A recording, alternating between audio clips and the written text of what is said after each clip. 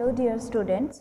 जैसा कि आप लोग जानते हैं कि हमारा सिलेबस कंप्लीट हो चुका है, तो अब से हम रिवीजन वर्क स्टार्ट करेंगे। तो आज के इस रिवीजन असाइनमेंट में हम रिवीजन करेंगे हमारे चैप्टर 3 की महायज्ञ का पुरस्कार। तो रिवीजन में हम जितने भी इसके क्वेश्चन आंसर्स हैं वो आज पढ़ेंगे। तो फर्स्ट है, अकस्मात दिन फिरे और सेठ को गरीबी का मुंह देखना पड़ा, संगी साथियों ने भी मुंह फेर लिया। तो फर्स्ट इसका क्वेश्चन है कि सेठ के चरित्र की क्या विशेषताएं थी। तो सेठ कैसे थे? तो सेठ एक अत्यंत विनम्र तथा उदार व्यक्ति थे। इतने धर्मपरायण थे कि कोई भी साधु संत उनके द्वार से निराश ना लौटता था तथा भरपेट भोजन पाता था। धनी सेठ पशुओं तथा अन्य जीवों के प्रति भी विनम्र तथा उदार थे, क्योंकि वे स्वयं भूखे रहकर उस दुर्बल कुत्ते को बिना कोई दुख के अपनी चारों रोटियां खिला देते हैं। ठीक है, तो जैसा कि हम स्टोरी जानते ही हैं कि एक सेठ थे, बहुत धनी थे, लेकिन अकस्मात उनके दिन फिर गए, यानी कि परिस्थितियां परिवर्तित हो गई और वो धनवान से एक गरीब सेठ बन गए। तो इसीलिए उस समय क्या था, उस समय अपने लोग अपने जो भी वो पुण्य करते थे तो वो अपने पुण्य बेचकर उसके बदले में धान, अनाज या फिर पैसे ले लेते थे। तो उस समय ये प्रथा प्रचलित थी।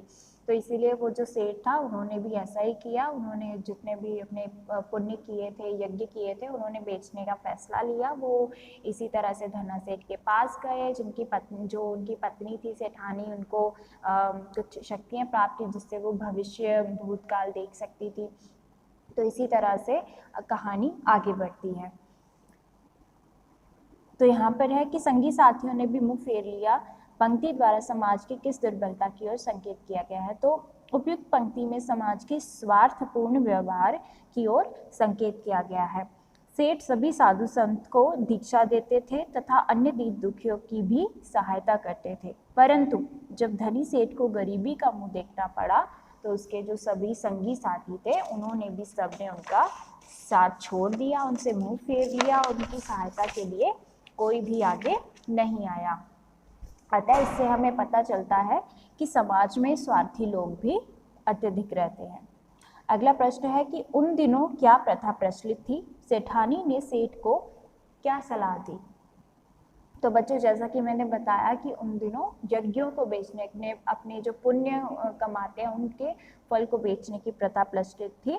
तो उन दिनों यज्ञों के फल का क्रय विक्रय, लेन देन, ठीक है, क्रय विक्रय यानी कि लेन देन करने की प्रथा प्रचलित थी। उन दिनों पैसे की बहुत तंगी थी, इसीलिए सेठानी ने सेठ को सलाह देते हुए कहा कि वह अपने यज्ञ को ही बेच डाले, जिससे कुछ पैसे प्राप्त हो जाएं। अगला प्रश्न है, सेठानी की बात मानकर सेठ जी कहाँ गए? धन्ना सेठ की पत्नी के बारे में क्या अफवाह थी? तो सेठानी की बात मानकर सेठ अपने घर से 10-12 कोस की दूरी पर कुंदनपुर नामक नगर के धन्ना सेठ के पास पहुंच गए। उनकी पत्नी के बारे में ये अफवाह थी कि उन्हें कोई दैवी शक्ति प्राप्त है, जिससे वह तीनों लोगों की बात जान लेती हैं। अगला प्रश्न है, ठीक है, अगली पंक्ति है, ये हमारे यहीं पे समाप्त होता है फर्स्ट पार्ट। अगली पंक्तियां हैं, सेठ जी यज्ञ खरीदने के लिए तो हम तैयार हैं, पर आपको अपना महायज्ञ बेचना पड़ेगा। तो ये किसने बोला था? जब वो सेठ, जो गरीब सेठ था, वो धन्ना सेठ के पास गया था। तो यहाँ पर इन्होंने पूछा है कि वक्ता कौन है, और इसका उपयुक्त कथन सुनकर सेठ जी को क्यों लगा कि उनका मजाक उड़ाया जा रहा है? तो उपयुक्त कथन में वक्ता धन्ना सेठ की पत्नी है। जब धन्ना सेठ की पत्नी धनी सेठ से उनके महायज्ञ की मांग करती है, तब उन्हें बहुत ही दुख होता है, क्योंकि उन्होंने वर्षों से कोई भी महायज्ञ नहीं किया था, उनकी स्थिति भी ऐसी नहीं थी। इसीलिए धन्ना सेठ की पत्नी की बात सुनकर सेठ को लगा कि उनका मजाक उड़ाया जा रहा है। ठीक है, अगला प्रश्न है, सेठानी के अनुसार सेठ जी ने कौन सा महायज्ञ किया था? अब सेठानी ने क्या बताया कि सेठानी के अनुसार सेठ का भूखा रहना तथा उस दुर्बल कुत्ते को अपनी चारों रोटियां खिलाना ही महायज्ञ था, क्योंकि धन दौलत लुटाकर दिया गया या किया गया यज्ञ सच्चा नहीं है, बल्कि निस्वार्थ भाव से किया गया कर्म ही सच्चा महायज्ञ होता है। अगला प्रश्न है, सेठानी की बात सुनकर यज्ञ बेचने आए सेठ जी की क्या प्रतिक्रिया हुई? तो सेठानी की बात सुनकर यज्ञ बेचने आए सेठ आश्चर्यचकित रह गए। उनके अनुसार भूखे को अन्य सभी देना सभी का कर्तव्य है, उन्हें मानव उचित कर्तव्यों का मूल लेना उचित ना लगा, जो मूल्य उन्होंने लेना उचित ना लगा, और इसीलिए वह उस महायज्ञ को ना बेचकर चुपचाप महल से बाहर निकल आए। अगला प्रश्न है, यज्ञ बेचने आए सेठ अत्यंत ही विनम्र थे, वह धर्मपरायण के साथ उदार भी थे। वे उनकी विशेषताएं बतानी है हमने सेठ की, ठीक है। वो सेठ कैसे थे जो यज्ञ बेचने के लिए आए थे? तो वो धर्मपरायण थे, उदार हृदय के थे, अत्यंत विनम्र थे, कभी भी साधु संतों को खाली हाथ घर से नहीं लौटने देते थे, है ना। उनके घर में कोई भी आता था तो वो हमेशा उनको कुछ ना कुछ देकर ही वापस भेजते थे। उनकी पत्नी धनी सेठ से उनके द्वारा किए गए महायज्ञ की मांग करती है, तब उन्होंने इस महायज्ञ को बेचने से मना कर दिया, क्योंकि उनके अनुसार किसी भूखे को अन्न देना अनुचित धर्म है। तो इस प्रकार के वो व्यक्ति थे। अगला भाग है, सेठ ने अद्योपांत सारी कथा सुनाई। अद्योपांत यानी कि आखिरी में। कथा सुनकर सेठानी की समस्त वेदना जाने कहाँ विलीन हो गई। तो अगला प्रश्न है, सेठ जी को खाली हाथ वापस आते देखकर सेठानी की क्या प्रतिक्रिया हुई और क्यों?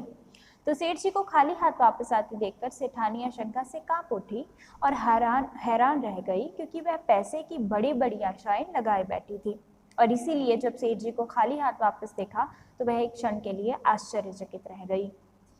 अगला है प्रश्न, सेठ ने अद्योपांत जो कथा सुनाई उसे अपने शब्दों में लिखिए।